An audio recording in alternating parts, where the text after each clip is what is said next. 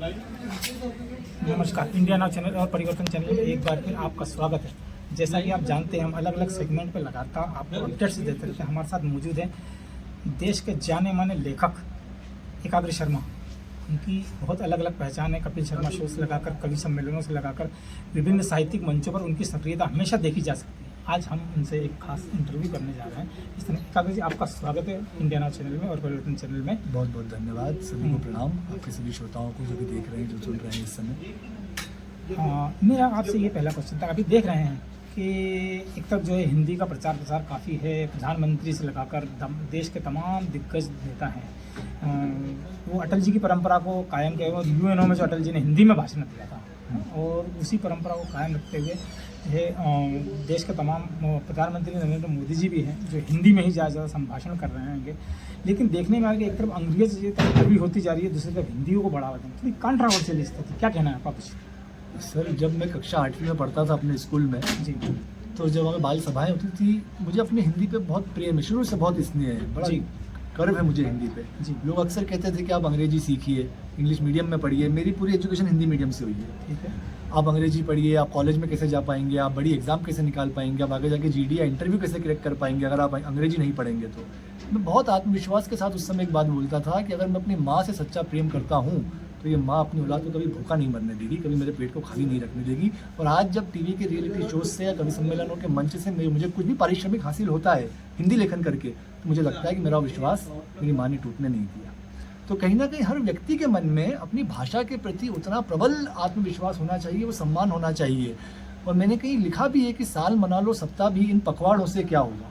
हम हिंदी का पखवाड़ा मनाते हैं 15 दिन, हिंदी के बड़े कार्यक्रम होते हैं, लेकिन साल मना लो सप्ताह भी इन पखवाड़ों से क्या होगा। करना है कुछ काम करो, केवल नारों से क्या होगा। सरकारों से आशा क्यों, आखिर सरकारों से क्या होगा। और जब नाव भंवर में डूब गई तो पतवारों से क्या होगा। परतंत्र मानसिकता रखना, जो आपने अंग्रेजी के बारे में कहा ना, परतंत्र मानसिकता रखना ऐसी क्या मजबूरी है। अरे हिंदी ही हिंद की भाषा हो, अब ये संकल्प जरूरी है। अब ये संकल्प जरूरी है। जब तक ये संकल्प है हर व्यक्ति के मन मस्तिष्क में नहीं उतरेगा, वो उसका ध्येय वाक्य नहीं बन जाएगा, तब तक हम इसे राजभाषा के बाद राष्ट्रभाषा के रूप में नहीं।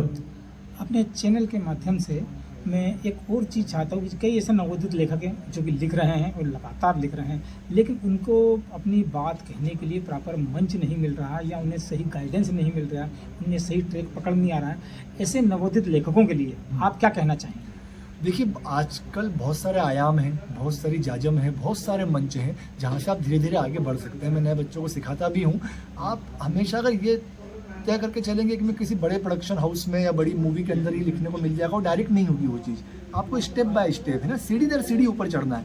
आप जिस भी शहर में रहते होंगे, जैसे हम इंदौर की बात करें जहाँ बैठ के बात कर रहे हैं, यहाँ आकाशवाणी भी है, यहाँ पे पत्रकार भी, इंदौर प्रेस क्लब भी है।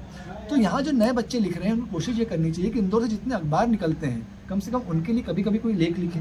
वो देखें कि इस महीने में कौन से अच्छे दिन आने वाले हैं। क्या महाराणा प्रताप जयंती आ रही है, शिवाजी जयंती अभी निकली है ना, तो क्या हम शिवाजी के ऊपर कुछ पंक्तियाँ लिख सकते हैं, उनके जीवनी के ऊपर कुछ लिख सकते हैं और लिख के किसी अखबार में प्रकाशित करवा सकते हैं, कोई भी अखबार हो। लेकिन यहाँ से उनको काम मिलेगा और यहाँ से उनकी स्वीकारोक्ति बाजार में स्थापित होगी कि आपने ये काम कर लिया।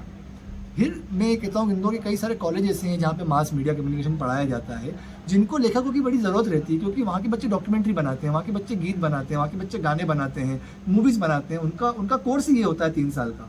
तो जब आप उनके साथ काम करेंगे, जब आप उनको अपने लेखन लिख करके देंगे और वो एक प्रॉपर फिनिश करके वीडियो बनाएंगे, तो वीडियो आपकी प्रोफाइल में आके ऐड हो जाएगा। आपको बिना पैसा लगाए एक चीज़ मिल जाएगी तैयार होकर के कि हाँ, इसमें मैंने काम किया है। तो ऐसे कई सारी चीज़ें हैं आज के समय में जहाँ पे युवा व्यक्ति, इंदौर के कई सारे पेजेस हैं सोशल मीडिया के, इंस्टाग्राम के, जिसके लिए आप कैप्शन लिख सकते हैं, टाइटल लिख सकते हैं, न्यूज़ बना सकते हैं।